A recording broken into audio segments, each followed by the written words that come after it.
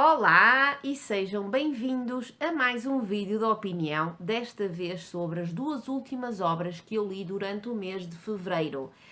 Não sei se o vídeo vai ficar longo ou curto, porém aconselho-vos, tendo em conta a minha experiência de fazer vídeos algo gordos, aconselho-vos a relaxarem e a estarem aí com alguma disposição para me aturar, porque já sabem o que é que acontece quando eu fico entusiasmada, quando é que eu quero mesmo partilhar convosco o quão bom ou boa foi a leitura de determinado livro. E estes dois de que eu vos vou falar proporcionaram-me leituras muito saborosas, por isso eu não prometo que este vídeo não fique algo longo, mas para já ir ao encontro da temática do livro, a primeira obra de que vos quero falar é A Avó e a Neve Russa, de João Reis. Foi a primeira obra que eu li deste autor, que é conterrâneo meu, porque sim, é de Vila Nova de Gaia, e eu comprei esta obra na Feira do Livro de 2018, sim, já estava na minha estante desde essa altura, e tive a sorte de, no dia em que eu lá estive, o autor lá estar. E por isso mesmo a obra foi-me autografada, como vocês conseguem ver aqui. O que é que eu vos posso dizer sobre esta obra que a própria capa e o título já deixam, ou melhor, mais do que a própria capa e o próprio título já deixam adivinhar? Sim, é uma obra daquelas que de imediato me chama a atenção, porque percebe-se logo que estamos perante uma obra onde as personagens principais vão ser uma avó e um neto. E vocês já devem estar cansadíssimos de saber o quanto eu me pelo por obras que tenham como personagens principais avós e netos. Não há hipótese, eu não consigo resistir-lhes. E por isso mesmo eu comprei esta obra, foi a razão principal. Também havia, obviamente, a curiosidade de saber um pouco mais sobre e conhecer as letras de João Reis, mas a verdadeira razão foi a obra estar associada a uma avó e a um neto. E aquilo que esta obra me trouxe foi isso mesmo. Temos um neto que é o protagonista e ao mesmo tempo o narrador da obra. Não sabemos muita coisa sobre ele. Não sabemos o seu nome, por exemplo. Sabemos que ele tem 10 aninhos. Sabemos que vive com a avó e um irmão mais velho, que a mãe, infelizmente, já partiu e que o pai é ausente, que ele não sabe, já nem se lembra de quase nada do pai. E sabemos também que as condições nas quais estes três vivem não são as melhores, porque não há muito dinheiro. A própria casa não tem muitas condições. A avó está seriamente doente. O irmão tem um trabalho que não lhe dá um rendimento muito alto. E temos um neto mais novo que tem um carinho tremendo pela sua babusca e que é uma personagem muito sui generis, porque é uma criança muito inteligente, muito perspicaz, porém muito precoce e muitas vezes dá-nos a conhecer essa inteligência dele, mas ao mesmo tempo essas confusões próprias de alguém com 10 anos que, por muito que leia, por muito que queira saber de tudo, continua a fazer confusões e a usar, por exemplo, de forma errada, palavras tão caras e assim de um léxico que não é próprio de uma criança de 10 anos, como por exemplo, deixem-me confirmar aqui porque eu já não me lembro de uma delas, xenofilia, que eu nem sabia que existia esta palavra. Claro que conheço xenofobia, mas não sabia que existia a palavra xenofilia e conhecia através deste neto. E outra palavra que ele, coitadinho, usa de forma errada é a palavra oncologia e que já vos dá algumas ideias daquilo que sofre a sua avó. Esta família veio da Ucrânia veio para o Canadá porque fugiram do desastre de Chernobyl, e parece que o desastre de Chernobyl está diretamente relacionado com muitas das minhas últimas leituras, e é uma família que, como eu vos disse, não vive em condições muito boas, mas é uma família onde impera, por um lado, esse grande carinho que existe entre a avó e o neto mais novo, que impera, claro, como é óbvio, uma relação bastante tensa entre dois irmãos com alguma diferença de idades, e toda aquela carga que está por trás da doença da avó e da ausência dos pais, que faz com que, por um lado, o nosso protagonista e narrador, neto mais novo, tenha uma visão muito própria de alguém com 10 anos, e percebamos, embora ele não apareça com tanta frequência,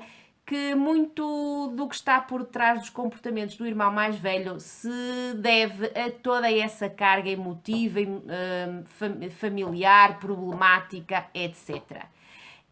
Para além disso, aquilo que eu vos posso dizer é que a obra é curtinha, tem pouco mais de 200 páginas, mas dentro dela, nestas 200 e pico páginas, encontramos um mundo sem fim, passando a hipérbole, um mundo sem fim de temáticas, situações que mexeram muito comigo.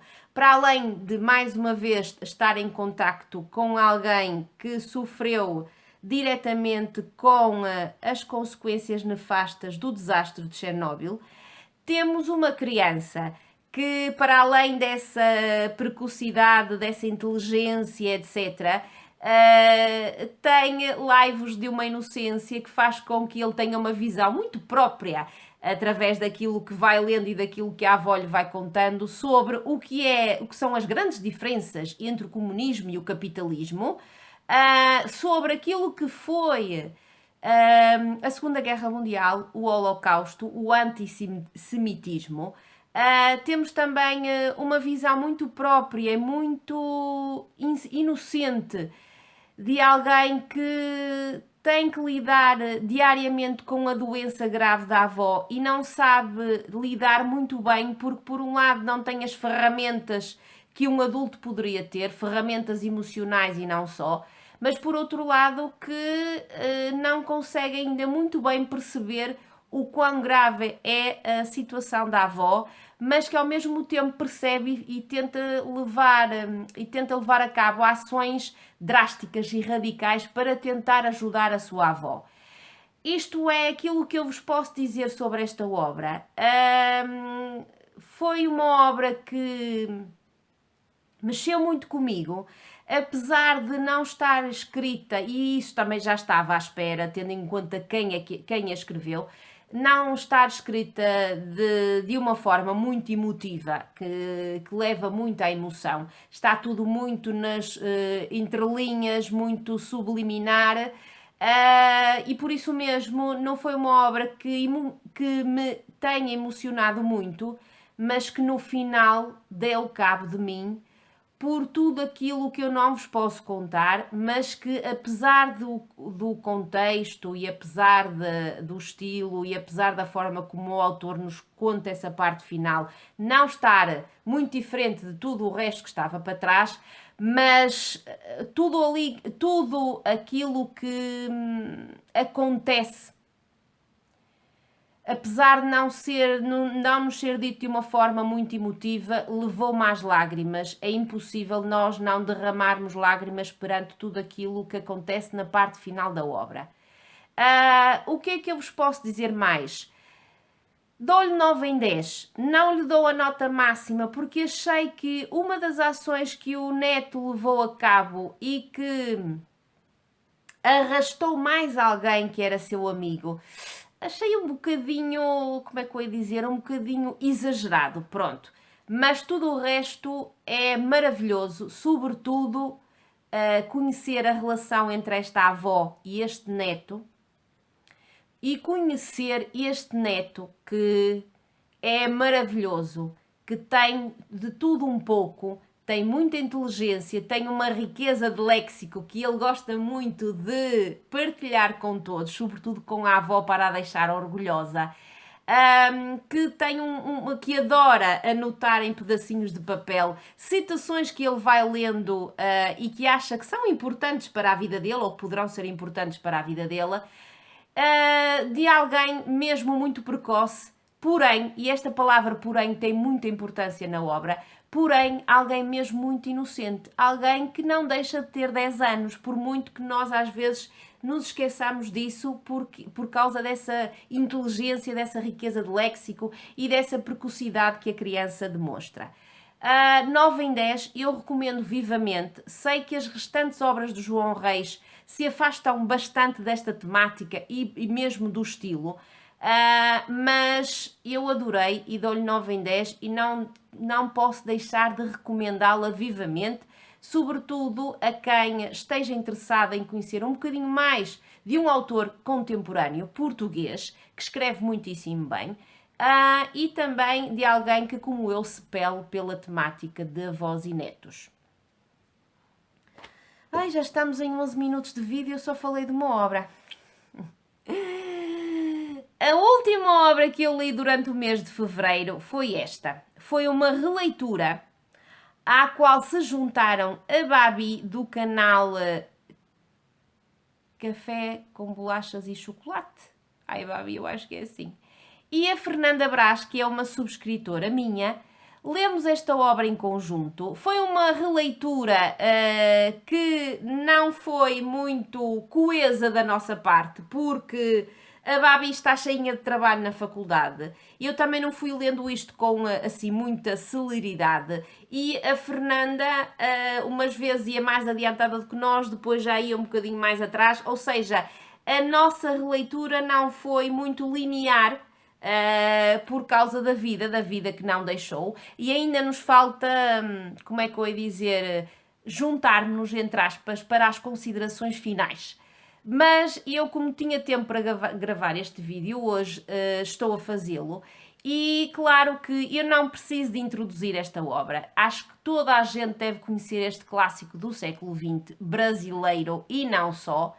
É talvez a obra de Jorge Amado mais conhecida, não sei se estou a cometer uma gafe ao dizer isto, mas esta obra eu tinha lido aos 24, 25 anos, porque nessa altura, recém-licenciada, tive que dar aulas ao ensino recorrente, ao ensino noturno, e esta obra fazia parte de uma das unidades do 10º ano, que correspondiam ao 10º ano e que abordava a literatura lusófona. E foi aí que eu me obriguei a contactar com Jorge Amado e Capitães da Areia, e quando eu li esta obra e a analisei, porque sim, obviamente que um professor de português, quando lê uma obra que faz parte do programa, tem que a ler ao mesmo tempo por prazer e também pela vertente profissional, pedagógica e educativa, e eu lembro-me que fiquei rendida a tudo isto. E claro que passados 20 anos a sensação continua a ser a mesma. Eu rendi-me a isto outra vez, sem reservas quaisquer. E o que aqui está, eu acho que não é novidade para vocês. Capitães da Areia são um grupo de mais de 100 miúdos que durante, acho eu, década de 30 em Salvador da Bahia, são crianças abandonadas entre os 8 e mais ou menos os 16 anos, que vivem todos juntos num trapiche abandonado, ou seja, num casarão desses onde se guardava material de pesca. E a que é que eles se dedicam? Se dedicam-se ao furto para poder sobreviver. E claro que isto mexe logo com muitas emoções, porque estamos perante um grupo de crianças abandonadas, completamente deixadas à mercê do destino, sem a proteção, o mimo e o carinho da família, e que se veem obrigados a crescer muito rapidamente, a fazerem-se homens e a terem que tratar eles próprios da sua sobrevivência. E é um grupo muito grande, mas desse grupo há há elementos que se destacam, como o Pedro Bala, que é o chefe, como o professor, que é aquele que vive obcecado em ler tudo aquilo que caia no trapiche, lê de tal forma que está a ficar míope, porque para além de ler muito, lê em condições com muito pouca luz. Do Sem Pernas, que tem essa alcunha por causa de uma deficiência física na perna. Do João Grande, do Boa Vida, do Pirulito, do Gato. E isto para mencionar aqueles que são mais protagonistas nestes Capitães da Areia. Não vos vou contar nada mais, só vou dizer-vos que isto é um murro no estômago, como é óbvio, só pensando que estamos perante um grupo de crianças abandonadas que se veem obrigadas a fazer de tudo para sobreviver. Não digo que de vez em quando eles não tenham comportamentos menos adequados, mas o meu coração de mãe acabou por desculpar quase todos esses comportamentos, porque é impossível eu não me sentir toda apertada por dentro ao ler isto e não sentir uma vontade sem limite de pegar em todas estas crianças, porque são crianças, e dar-lhes mimo, dar-lhes colo.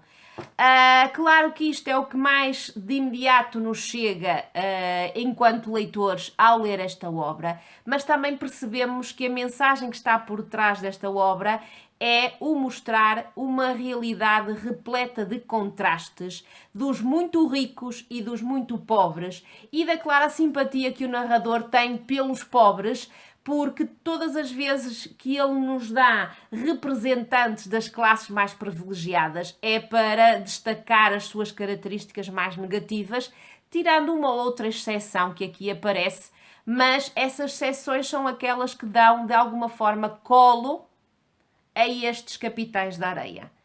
E foi uma releitura muitíssimo saborosa, à qual eu não posso deixar de dar a nota máxima, porque isto voltou a mexer da mesma maneira que mexeu comigo há 20 anos atrás.